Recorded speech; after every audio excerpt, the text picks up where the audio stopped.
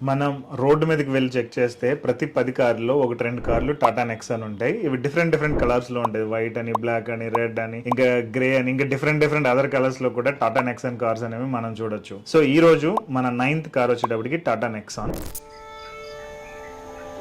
A new era of electric mobility has begun, with a giant leap forward for design, inside and out. That means unprecedented cabin comfort and advanced features at your fingertips. It means the power to act fast and a range that can take you further than ever before.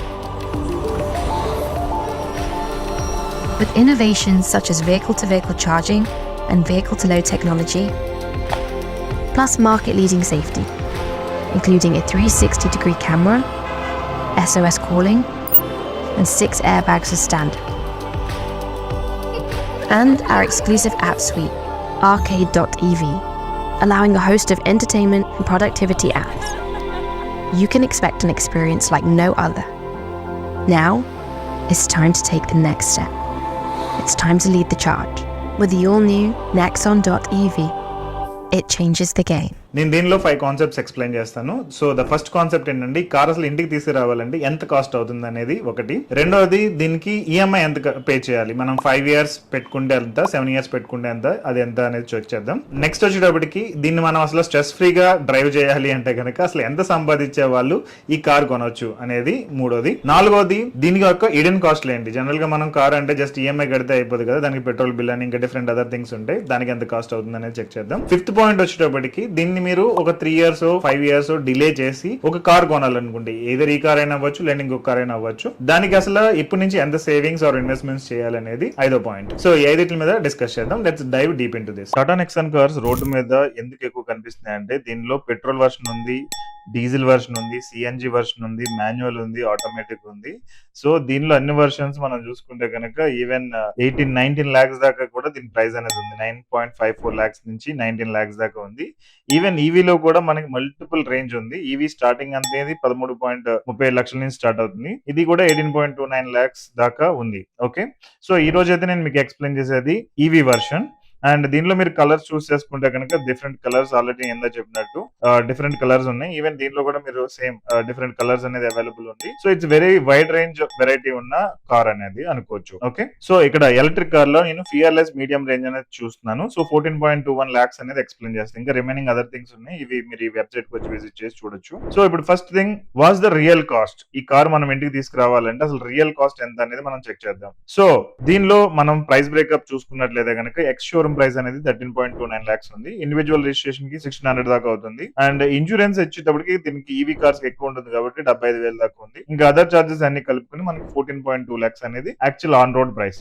ఇంకా ఒక 30,000 add చేసుకోండి. So 14.5 lakhs అనేది total on road అవుతుంది ఈ model కి అయితే. Next how much EMI you should pay monthly. ఈ car own చేసుకోవాలంటే ఎంత ఈఎంఐ అవుతుంది అనేది ఇప్పుడు చెక్ చేద్దాం. సో ఈ వర్షన్ మనం చూసుకుంటే కనుక 2,50,000 మనం డౌన్ పేమెంట్ కట్టాము. అండ్ 7 year టెన్యూర్ పెట్టుకుంటే కనుక అప్రాక్సిమేట్ 10% ఇంట్రెస్ట్ దగ్గర 18,000 రూపాయలు ఈఎంఐ అనేది కట్టాలి 7 years పాటు. ఓకే, అండ్ 7 years తర్వాత మీరు కార్ బ్యాటరీ మళ్ళీ చేంజ్ చేసుకోవాల్సి రావచ్చు, అప్పుడు మళ్ళీ ఇన్వెస్ట్మెంట్ ఉంటుంది. ఇదైతే గుర్తుంచుకోండి EV related. So principal amount మీరు చూసుకుంటే కనుక 10,86,000 అయింది. ఇంట్రెస్ట్ అనేది 4,28,000 అయింది. టోటల్ మనం 15,15,000 అనేది అమౌంట్ కడుతున్నాం. ఓకే, ఇది 7 years పీరియడ్ కి. అదే మనం 5 year పీరియడ్ అని అనుకుంటే కనుక ఈఎంఐ అనేది 23,000 దాకా అవుతుంది. So if you are ready for this, ఒక 2.5 lakh డౌన్ పేమెంట్ రెడీ చేసుకుని మీరు ఈ కార్ అనేది ఓన్ చేసుకోవచ్చు. Section 3 how much should you earn to drive it stress free. Section 3 మీరు ఈ కారు స్ట్రెస్ ఫ్రీగా డ్రైవ్ చేయాలి, ఓన్ చేసుకోవాలి అంటే కనుక ఎంత సంపాదించాలనేది చూద్దాం. సో నేను ప్రీవియస్ కార్స్ లో కూడా క్లియర్ గా ఎక్స్ప్లెయిన్ చేశాను. మీ కార్ ఈఎంఐ అనేది 15-20%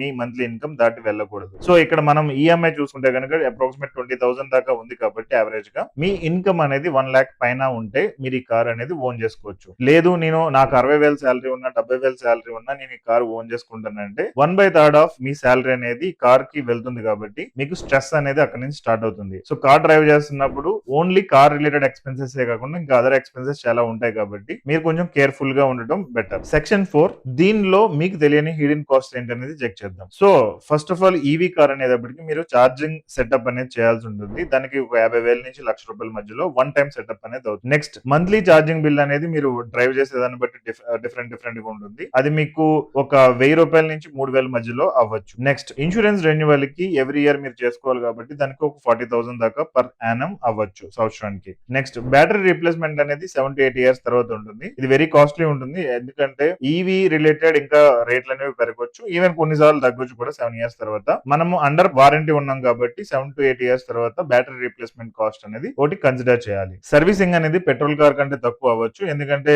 దానికి చాలా మెయింటెనెన్స్ ఉంటుంది. బట్ కార్ టైర్లు మార్చడం అయినా, painting related, denting related, AC, softwares ఇవన్నీ రిలేటెడ్ మెయింటెనెన్స్ అండ్ సర్వీసింగ్ అనేది మనం చేపించుకుంటూ ఉండాలి. సో అది డిపెండ్స్ ఆన్ మన యూసేజ్ ని బట్టి ఇవి కూడా ఉంటుంది. సో సర్వీస్ కి ఒక 3,000 నుంచి 5,000 మధ్యలో కాస్ట్ అనేది అవుతుంది. దానికి మీరు రెడీగా ఉన్నట్లయితేనే, అంటే ఈ ఎలక్ట్రిక్ చార్జెస్ ఇంకా రిమైనింగ్ ఈ ఛార్జింగ్ కి లేదంటే మిగిలిన అదర్ ఎక్స్పెన్సెస్ కాకుండా ఇంకొక 3,000 నుంచి 5,000 మీరు పక్కన పెట్టుకుంటే మీ లైఫ్ అనేది దీనికి పీస్ఫుల్ గా ఉంటుంది. సో ఈఎంఐ ఒకటే కట్టడం కాదు, ఈ మెయింటెనెన్స్ కూడా ఒక 3,000 నుంచి 5,000 పక్కన ఉండాలి. ఓకే, పీపుల్ అందరూ అనుకునేది ఏంటంటే ఈవీకి పెద్దగా కాస్ట్ అవ్వదు, జీరో రన్నింగ్ కాస్ట్ అనుకుంటారు. బట్ రియాలిటీ ఏంటంటే మనం ఇక్కడ కరెంట్ బిల్ కట్టాలి, ఇన్సూరెన్స్ పే చేయాలి, and on time charging points మనకు దగ్గరలో లేకపోతే అక్కడ వేరే ఛార్జింగ్ స్టేషన్ దగ్గర అమౌంట్ పే చేసి దాని రిలేటెడ్ ఛార్జింగ్ బిల్ అనేది మనం పే చేయాల్సి ఉంటుంది. Next section 5 how much should you invest to own without any EMI. మీరు ఈఎంఐ లేకుండా ఇప్పటి నుంచి దీనికి ప్లాన్ చేయాలని అనుకుంటే, ఎగ్జాంపుల్ మీరు 3 years తర్వాత కానీ 5 years తర్వాత కానీ కార్ కొనాలని అనుకుంటే 3 years కి అయితే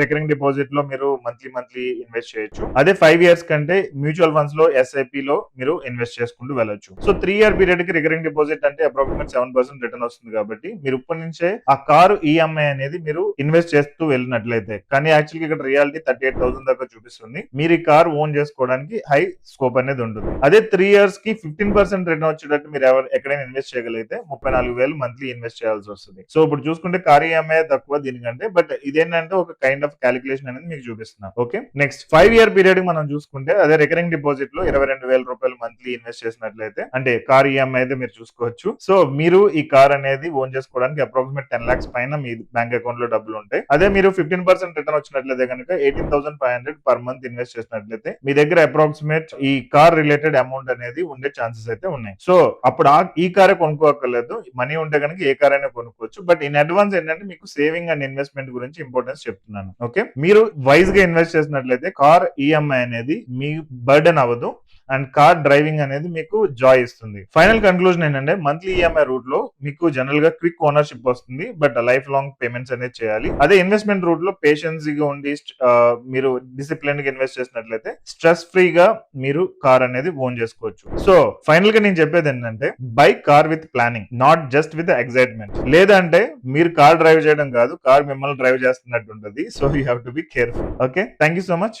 ఇప్పటి వరకు నేను చెప్పింది అర్థమైంది కదా. సో ఈ కార్ కొనాలంటే మినిమం అమౌంట్ ఎంత ఉండాలి అనేది మీకు క్లారిటీ వచ్చిందని అనుకుంటున్నాను. సో ఆ అమౌంట్ లేకుండా కార్ అయితే కొనవద్దు, ఎందుకంటే కార్ అనేది depreciating asset. So depreciating asset లో మీరు ఉన్నా లేకపోయినా కొనేసి షో ఆఫ్ చేయడం కంటే కొంచెం డిలే చేసి ఒక 1 year or 2 years లోనో some down payment, huge down payment కట్టడానికి రెడీ అవ్వండి. దాని తర్వాత ఈ కార్ ను ఓన్ చేసుకోవడానికి ట్రై చేయండి. It is one of the best option to buy the car.